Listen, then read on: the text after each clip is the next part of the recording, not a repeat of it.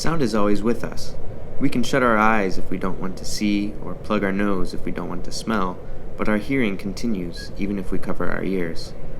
It's a fundamental and constant connection to the world. Sometimes we encounter sounds that are unique.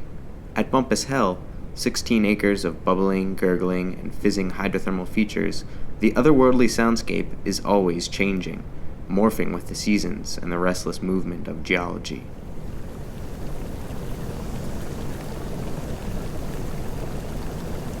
In time, a boiling spring may become a mud pot, and a mud pot may become a steam vent. The fleeting sounds they make enchant us, and reveal for us new perspectives.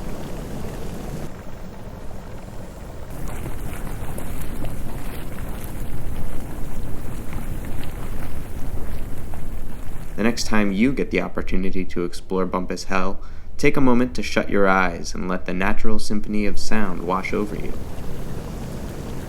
Will your hearing reveal the vibrant and dynamic world that hides just below the surface?